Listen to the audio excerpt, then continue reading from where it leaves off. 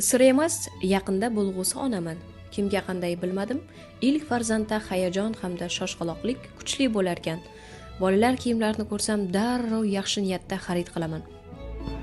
Birinchi farzanddan hayajon, his-tuyg'udim kuchli bo'ladi ekan. Qizlarning, bolalarning kiyim-kechagini ko'rsam, umuman chidolmayman, hammasini sotib olaman.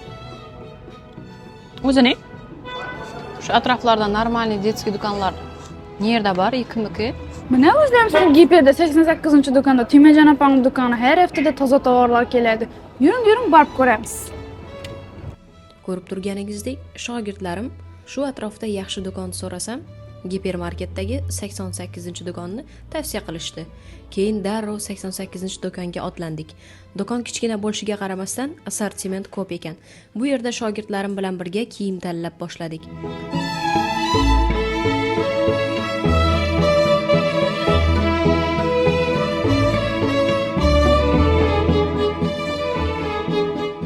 Sotuvchi ayol bizdan hatto kilogrammga ham kiyimlar bor dedi.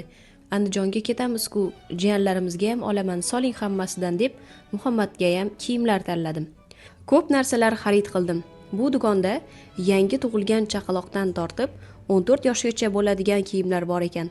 Xullas, do'kon menga yoqdi. Sizga ham tavsiya qilaman. Ha aytgancha, savolim bor edi. Farzand tug'ilmasdan oldin yaxshi niyatda kiyim-kechak xarid qilsa bo'ladimi? Bilganlar kommentariyada izoh qoldiring. Edim zo'r bo'ldi. Farzandim ham quvonib qoldi. Xullas, Giperdagi 88-do'kon modim yoqdi. Kichkina bo'lishina qaramay, assortimentim katta ekan bu yerda. Shuncha kiyim-kechakni kilogrammga urib, arzon olib oldik. Rahmat qizlar sizlarga. Tavsiya etaman hammangizga.